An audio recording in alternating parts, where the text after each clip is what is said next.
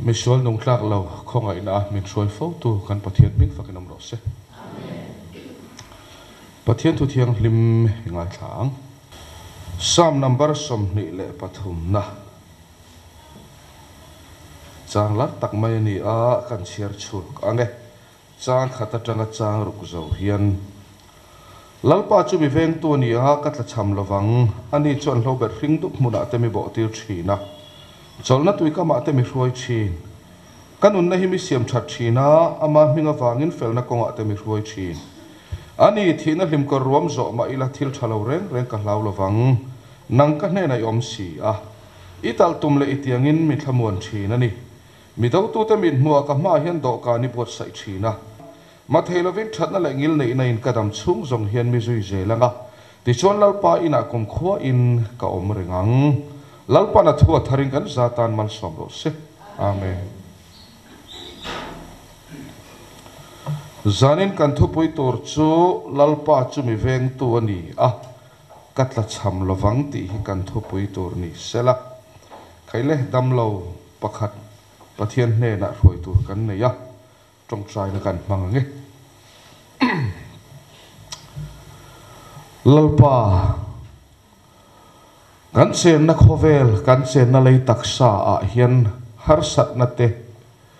mangan na te nat na ten min pha ka amai ro chu kan hne na tidam tu pathian Immanuela I oma wangin kan thla muang a lom thu kan rila che zana kan unaw hne na hian lalpa har sat na atak sanat na awanga mangan na thu takin raware lai hian I thu thil ti thei chu tir chuakin an hne na I ro pui je han tar lang te ang che ma na khoveli len lai khan lazara damlo thu I hne na an ron soya hei hi pathian moi na turani iti I ro pui je I tar lang ani kha chu tiangin tu na kan unaw damlo na hian lalpa I mel moi min tar lan sakla alei taksa ti dam tu pathian ni zia po han riat tirang che taksari ru tharawa nunaw har sana to mek na hian email moi han mu tirang che I ro puinan sau hen damlo na le nat namang an na te hi I thil ti thei che tarlan nan sau I khuta la li suam mingin kanon hlan ne amen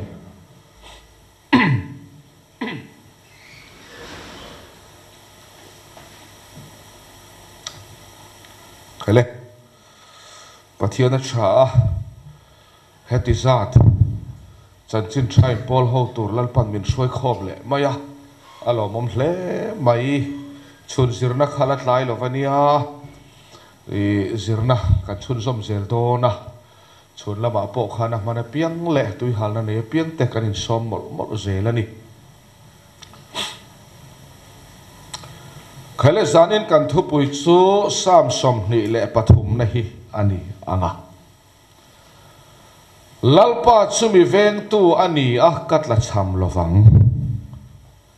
hei hi chong bul lam kan en chuan English Bible a chuan lalpa chu ka beram puani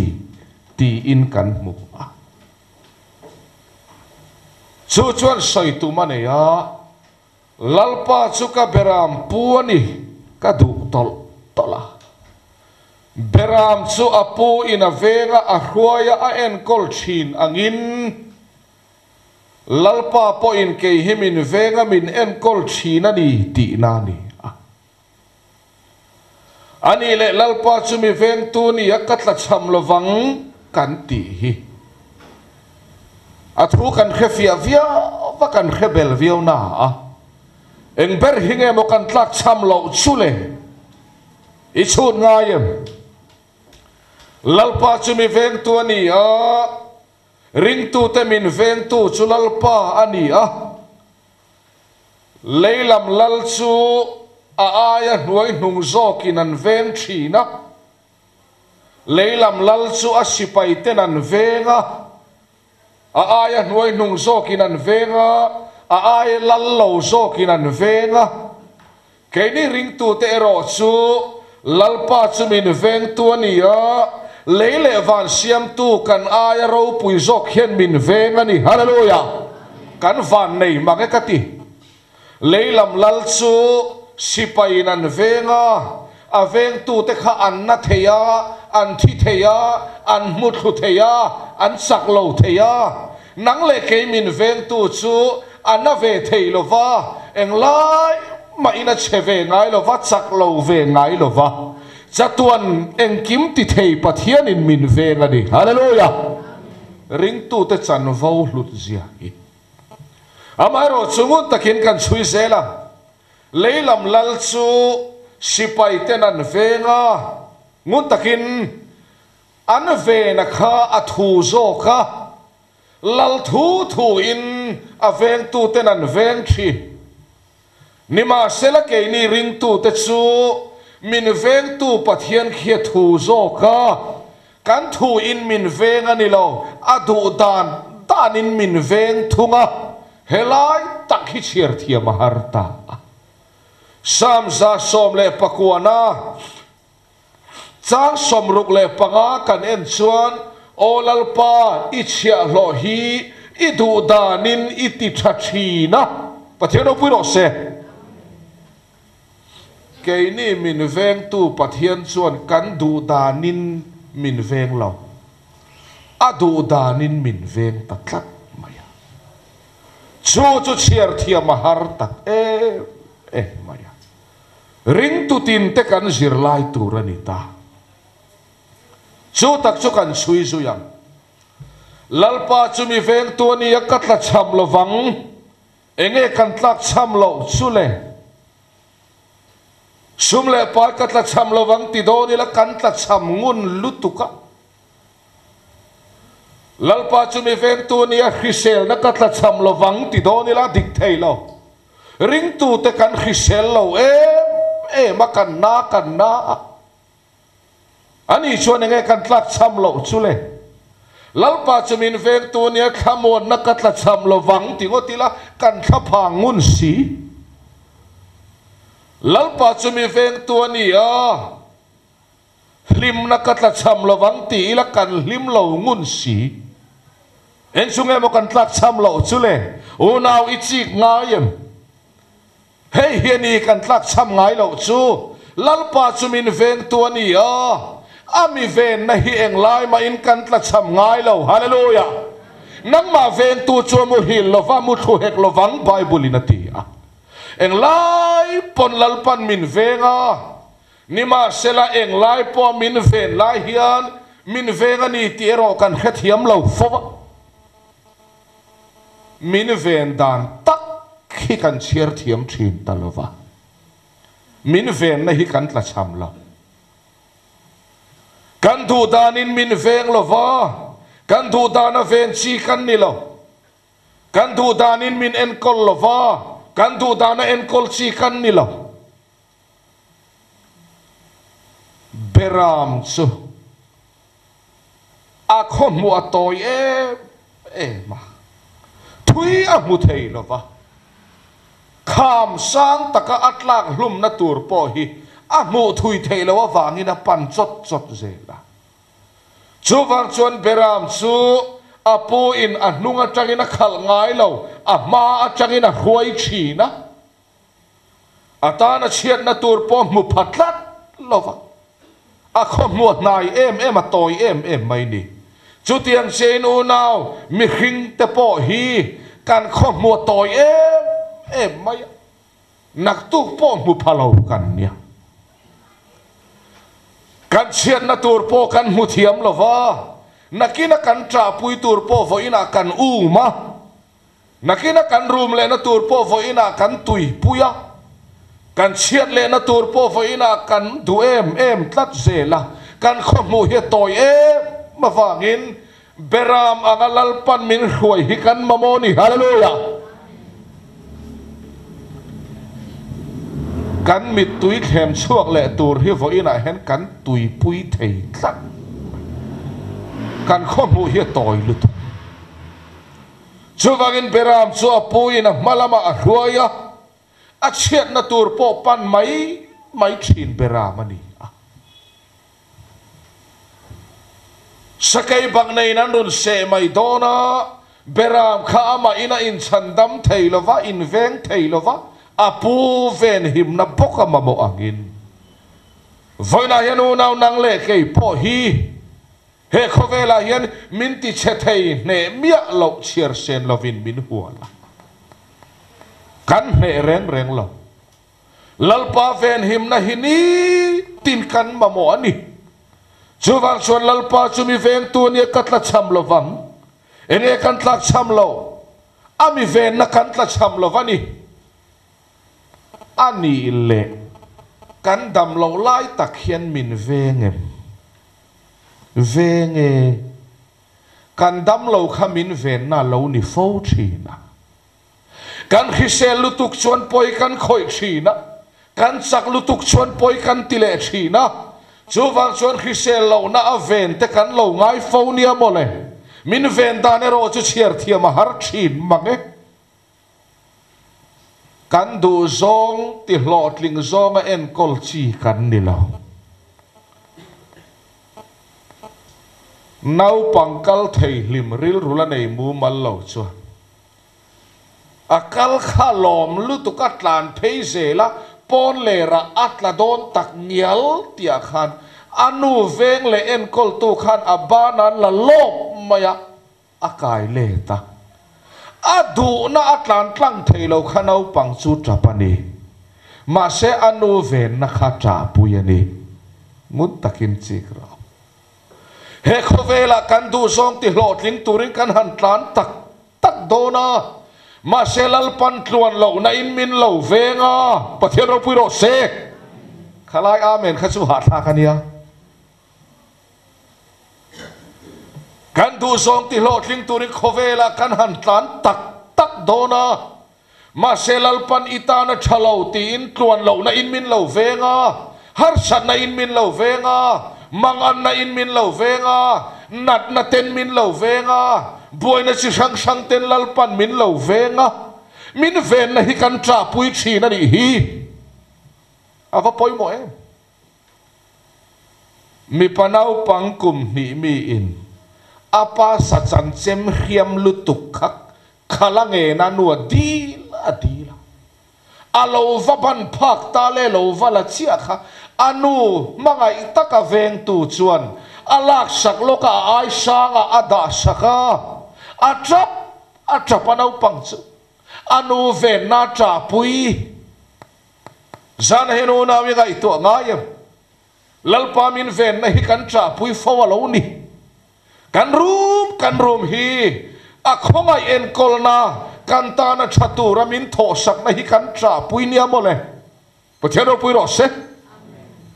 chumi chiar thiam te chumi puitling an lo ni don tlat lalpa chumi ven tu ne katla cham lo ve ami ven na hi kan tla cham lo ma se min ven dan kan ta na thatu ramin tho sak na hi kan chiar thiam lo hi kan rum thina sam za som le pakwa na chang som sari pakhata ti khoma kalawom khakata na lo cha ti ka heta i thurua te ka zir theina tura lo ni rek mai hallelujah subject tu po hi adu dana lo chama atum dana lo chama nima selati khoma om kha pathia thurua ta zir theina tura lo ni renga a khom lai khana lom thiam bik lo anu a chiar chu ka khati la ya ti khoma ka lo om kha kata na lo cha pathia thurua ka zir theina lo ni reng maya lalpa min ven dan hi ke ni chu poisat la cham lo zong in min veng se kan tia chu tiat ven chi kan ni lo kan kholo ve kan poisa man turit la cham lo takin kum khat vel han om te i kholo dera min khachiang tun min venga kan tla cham ani pathian ro piro se hei hi kan chiar chu angai tla cái này chú ven kan bồi thà cả lo, ra thấy lẽ kan tuar thiam lo va, min pe thấy tu ni xí lo com thang nu thấy kan ra thấy thu kan khil, min pe thấy der chú xí kan này đâu lẽ kan tor lên om xí, kan mi khring mi jamak je ke ka chik mai lo chik ngai ma, poi saman tur ak mia lavin khopuya son valeng te bazar a dor changkang deuh son real drama se poisa kan nei lo chun ei tur zor treu na kota po nung changa thalu tuk ngil takin kan kalzan zan poisa a lo chun kan nung chang rin ai na ngil thave du khop mai do do a man mai thei cheng sing thum vel han akte kan dang lam lu tuk kan ngong te hian a khiania a hoi da na dang khat mai đi chuti mai chu kan ni lalpa chumi veng tu ni akatla cham lovang kan chat na turan kim min khet sak tu chon min venga sumle pai tla cham lo zonga min ven hi tum lo sumle pai tla cham lo hi katlin don lo wangin tla cham in lalpan min ruaya min lo en kola pathian ro pui ro se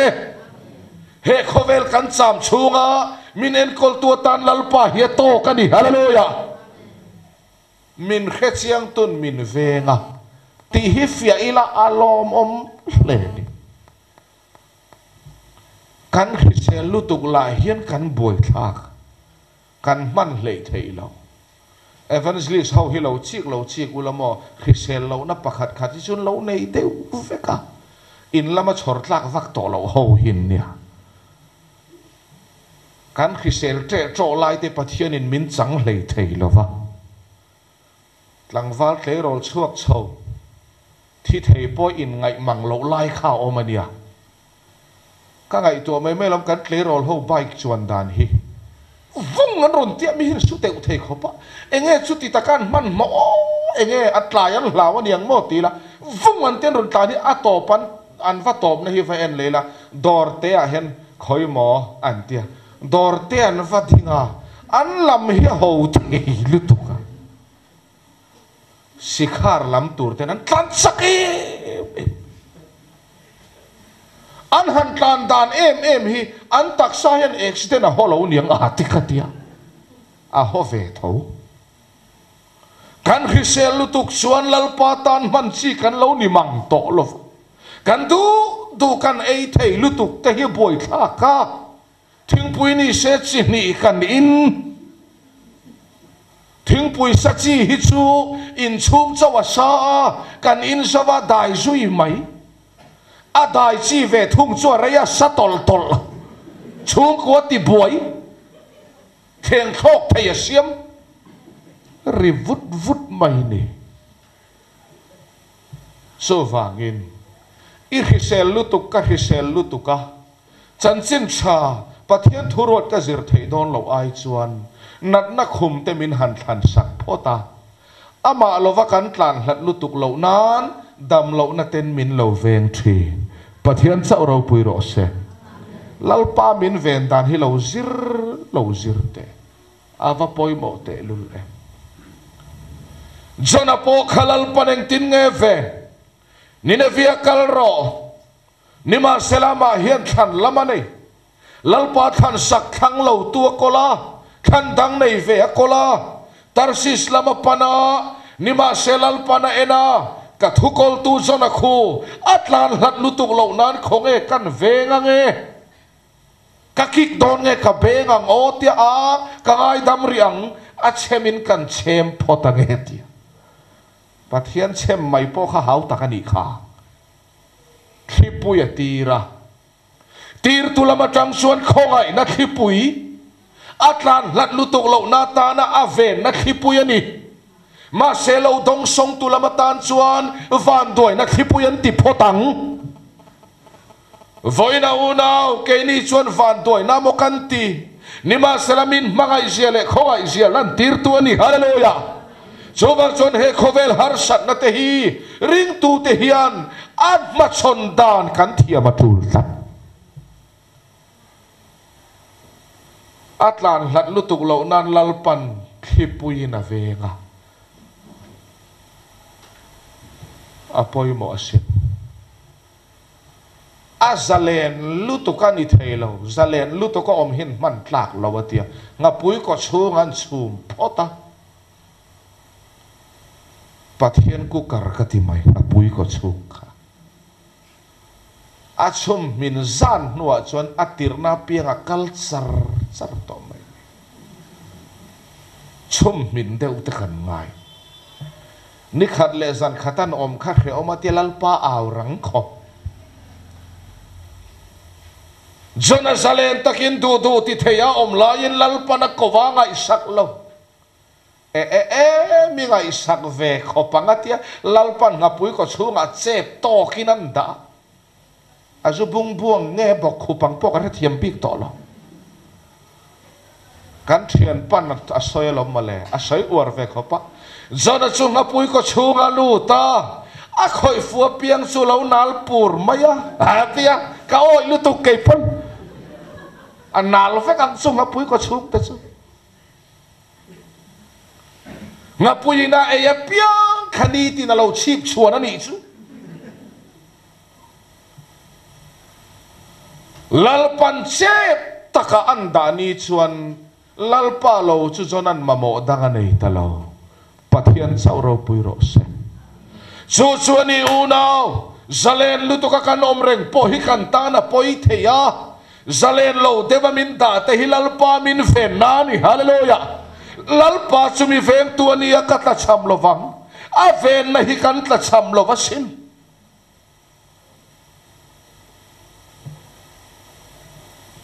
cái này chú can zalen lutuk hian kan kholo tlat ze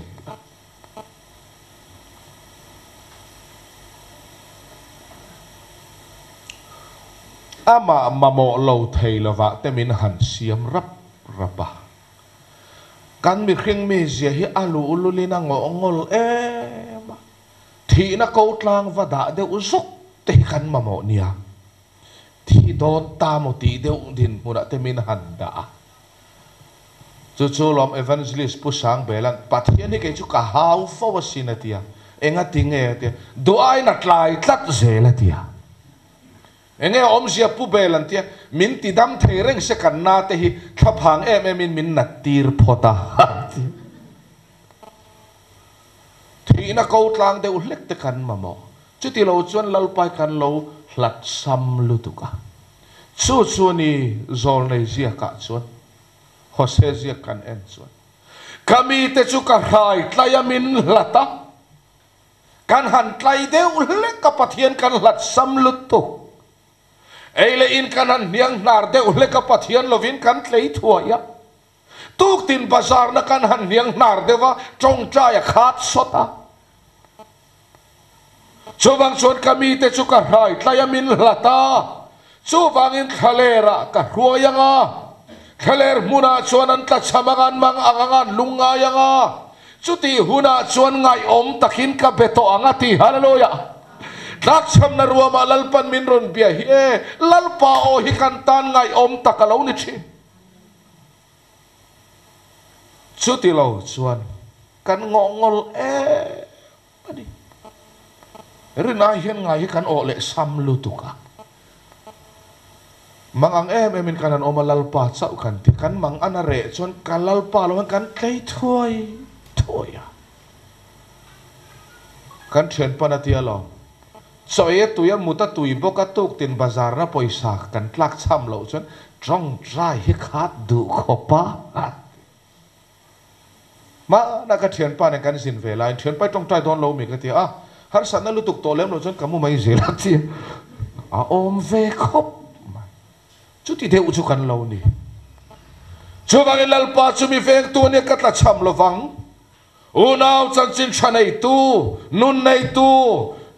Christian kan nia chan chin chakol tu nun nei tu dik takini to chuan lalpa ni thatna turin kong tin rengin a vengang cha lalpa i hlat lutuk lo nan har sat na ten a vengang che tlak cham na ten a vengang cha dam lo na pon min veng fawasin pola meu polal pana venga sin ka in ngai hlut lutuk lo na ti sa a hling mi pe khiatir na ka ton hina sa maya ka in ngai hluta ka chapo mai lo nan ti sa a hling mi pe ni hi chulal pa ven na hling chu polan atuar thiam bik lova lakhiam turin voi thum ngota dila ka khongai nai ta na to kani ka thil ti thei na hi i chak viau chuan lang thei lova i chak lo na sela khana lang to anga ti hallelujah so wangin lalpa min ven na hi kan tla cham lovania hei hi chiar thiami la chu ring tu van nei van kai tur cheu chewa hian he khovela cham dan thiam kan lo ni to a poi mo hle lalpa min ven dan chu kan du zong min pek zela tum lo kan du zong hi min pe zel se kan kholo vek don kan dil zong zong tei mutai la da na kan nei to lovang kan ina khat vek don i du zong a piang kha han nei te in lian pui gudam lian pui sanga ta choni da kho manga aveng tui ru tanga aveng tui ring hlel le angai mu thei lovanga oi buai tur ziat so wangin kan du zong zong pe a en kol chi kan ni lo kan chiat na tur po dil ching kan ni kan tra pui tur po kan nge na kami te chu nau pang angan ni anau pang a tak angan ni nau pang so na chiat pui tur apa sa chan chempo khala dila mangai tu nu khan pe se a in zai thi na sa don lutuk chu wang chuan lalpa min ven dan chu kan that na tur min khiat sak vek tun min venga tun din mun kan om dan voin min khuai then dan hi kan ta na thatura min en kol na ni pathian chau ro pui ro se lalpa chu mi veng tu ni katla cham lova Shadrach Meshach Abednego te mei pui chunga lalin pai lutum khati lai khan lalpa na veng em veng veng singa tinge pai lut lo zonga ti lo chu ti zonga ve na tum lo ke ni chu har sat na kalkan zong lira inventir kan tuma khatia min ven khatum dana ni chuang lo har sat na chunga min lo nga ni a omani pathian chau ro pui ro se mei puya pai lut lo zong in lalpa na veng lova anron lalpa phat san thei lova nun chan te chu khonge lo muwa mei pui chunga lo muwa ka an va pai lut chi a le dan chuan mei chu mi kang the siam ani ti hi thu dik thu tak lalpa na ron puang chua ka mei khana kang thei ta lo mai ani pathian chau ro pui ro se veng tu lalpa kha khoya nge a mela lan fia mei pui chunga khana fia bik ente uso pathum kan pai lu ta palian ni an la chuak le a pathum bokan ni le a lalpa hi khoya nge a mela fia thin chanchin thawanga nun chana torna mun itlat lu ni khan nai taka lalpa hi lo fia thin ani hallelujah ama awanga tuarte hlena lalpa hi fia tlatani chu wangin lalpa min ven dan hi chiar thiam ila kan room na tam tak hi lom thu kon soile thei na tur lo ni reng mai pathian ro pui ro se kan tuilu tuk don kan kal son de ul lekang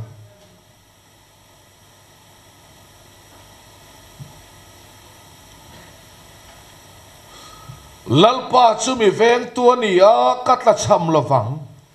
ani chuan lo ber khing dup muna te mi bo tir shina ei tur po hi ring tu te chu ei tur pe tu kan nei a sam som ni le pathum na hi ring tu la ani lalpa chu mi veng tu ni a ring tu chu ma ni in veng him kan ni lo min veng tu lalpa kan nei ani hallelujah ring tu chuan veng tu nei a min veng tu lalpa min ven him na ring tu in kan himani mani him him kan ni lo ring tu chuan rina nei a arin lalpa ven him na ring tu in a him chi chol na tui kama temi huai chi ring tu chuan huai chin tu rin kan nei mani kalkalin kan kalani lo ring tu chuan rina nei a arin lalpa chuan a huai chi nani ring tu chumi chakani lo a aya chak lalpa ring thin tu ni ring tu chuan thilati thei lova ti thei zok ring tu ani ring tu chu a fel lo a aya fel zok ring tu ani ring tu ti hi kan fi a chul khop mai ring tu kan ni to chuan kan fel tu ra ni te kan fel chuan ring tu ni ngai le ne kan fel lo wang zok hen mi fel zok ring tu kan ni ti te hi kan ria tanga ya chol na tui kama te mi huai si ring tu chulal pan min shuaya ami huai na ring tu in zan in kan khenga mani him kan ni lo lalpa ven him na ring tu in zan in kan khenga lalpa huai na ring tu in zan in kan khenga lalpa en kol na ring tu in zan in him takin kan khenga chu heturin lalpan min tuani hallelujah samsa somni le palina chuan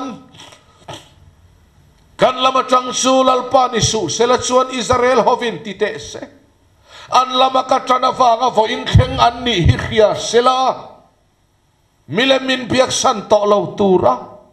ti hi pathian thin lungani kan lama chang chu lalpa ni su sela chuan Israel hovin ti ro se mel mai min pe lai khan min se hlum to anga sa seangin mel maka kan boral to ang tui chapo te khan min sim pil to anga kan lama chang sulal pa ni su sela chuan Israel hovin ti ro se ti hi pathian thin lungani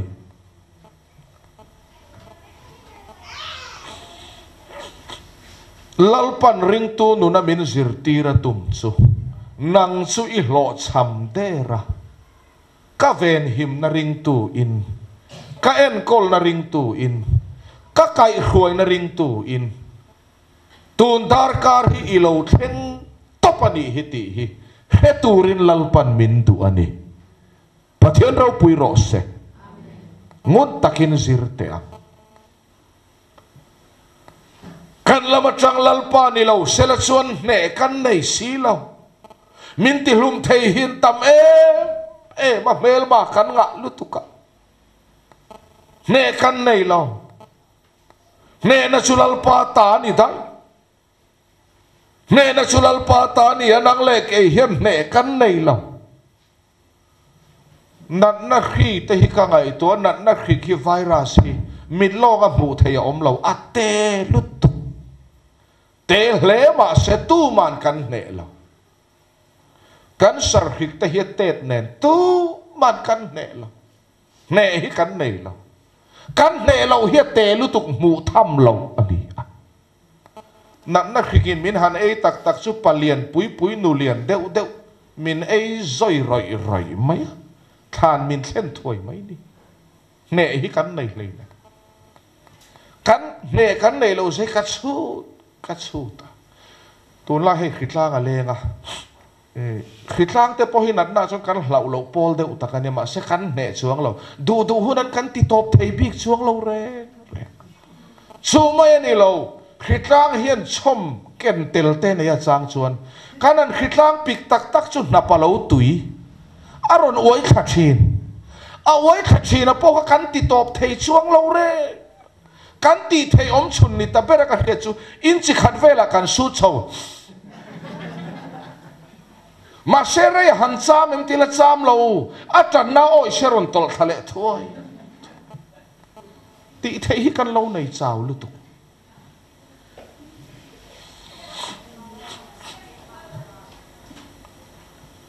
so wangin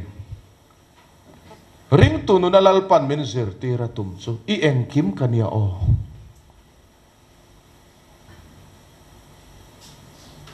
bu fai kan nei lom cho te chu kan e yang chu kan e purang chu iti palange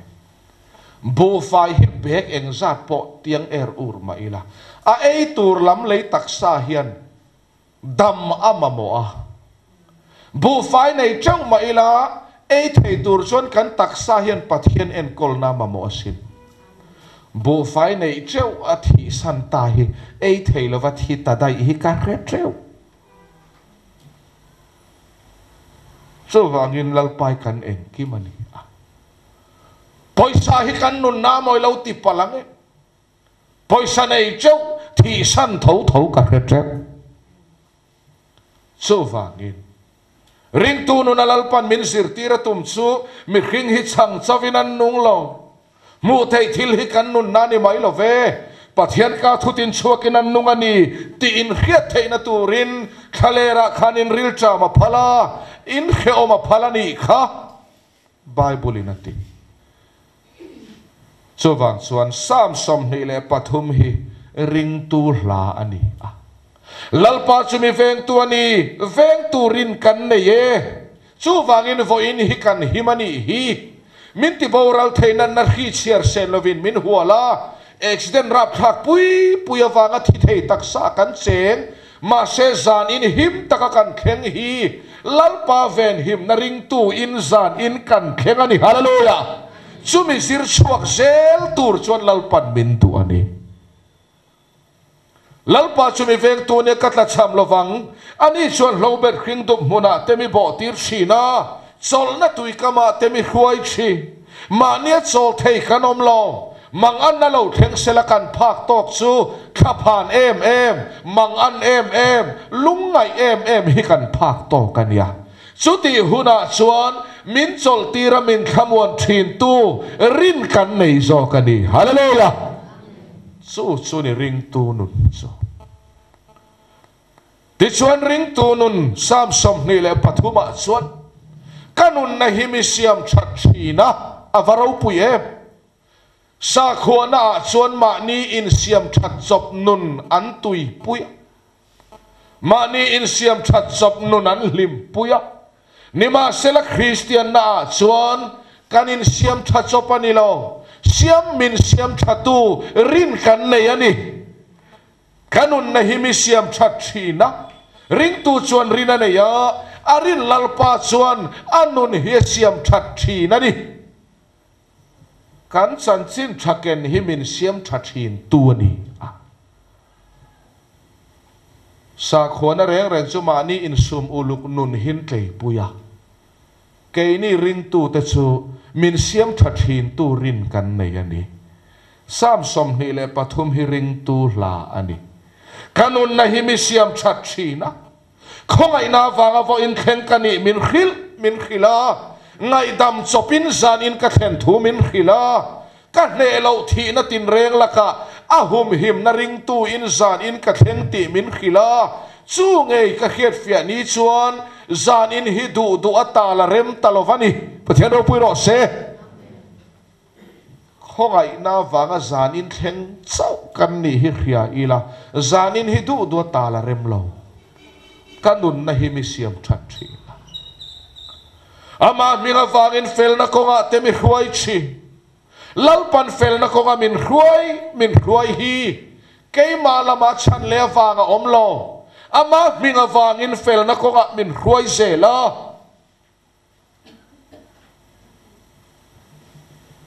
mi do tu te min mua ka ma hian do kha ni buat sai thina do khan ti in helai le lin na hian min ziak saka le lin thar bera chuan mi do tu te min mua ka ma a eitu ribuat saya eitu he khovel kan cham chung hian do tu kan nei hi eitur min pek na ni pathian ro pui ro se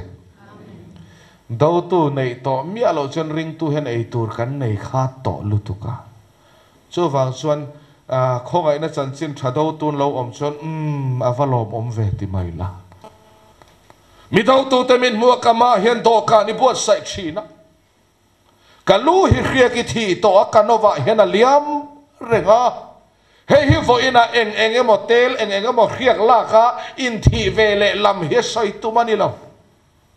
kalu hi khria ki thi to ring tu te kan lu chu krista ani krista ti chu khiak thi ti na ni khiak thi krista chu kan lu kan zom ani to kalu krista chu khiak thi ani to chu krista that na le ngil nei na chu kanova hena liam renga ring tua hena lo liam thina inei lal isua that na lo liam chuak kha midang te tan khoi zuani chu hallelujah kan mi je hi chu mi tan ei tla kan ilova kan lu krista khiak thi a chu a that na le ngil nei na te ring tu tak sakal tangena lo luang chuaka chu midang te tan tlan thamalo nita chú lo mà soi cái này mi sẽ hi ấy ta không lấy nè cái lối hi cái thi to hiệp thi Christa chú cần lu berania cái này Christa hiệp thi Christa chú à chân nó lên ngil này nó te không ai nó te mang ai nó te chú ring tu kal tang hian mi dang te ấy ta khi nào lâu luang chua cái nó wa hian aliam reng ha ava poi mo te lul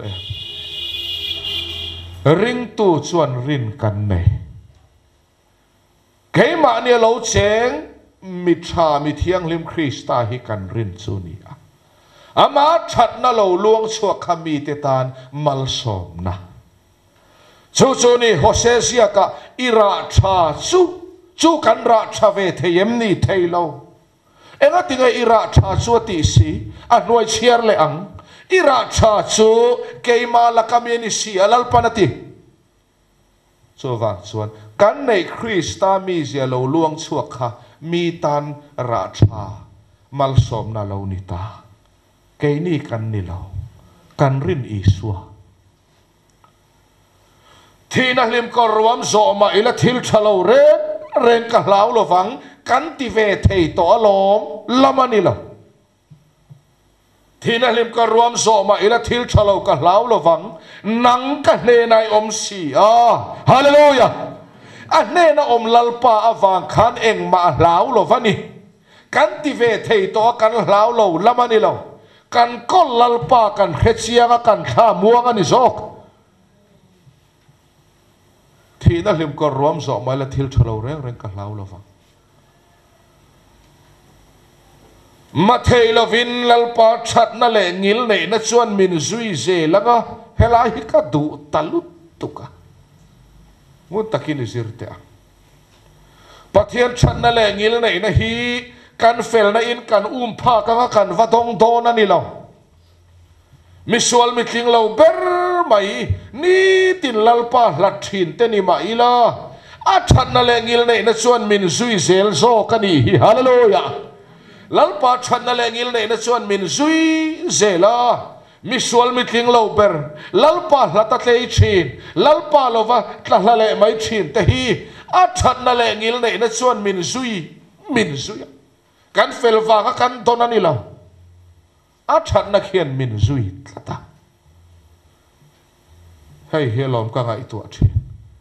pathian khong ana te felwa nga don tur ni sela don ni kan nei po ka ring ulo a huan zong kan kol hi ni tinan phusana sa em mai ma se ma thei lo vini that na le gil nei na chon min zui ze langa kum khua in lalpa ne na ka om to pathian ro pui ro se ring tu chu veng tu nei kan ni lalpan min venga chol na tui kama min ruai min sol tira lo ber khring tu mona min bo tira ei tur min pe ring tu chu ruai tu nei ani ring tu chu ei tur pe tu nei kan ni so pe tu nei kan ni khamuan tu nei thina lim ko ruama po min khamuan ei tur kan ma mo ei tur min pe khamuan tu nei kan ni min khamuan na kan ringa thì cho nó không ai nó chặt nó lại nghĩ này nó chọn mình duy dễ lắm cùng khua in can rin lalpa chọn anh này na ang chu ngạ mình chọn tir to do na ni lalpa na thu kan zatan mal som ro se amen.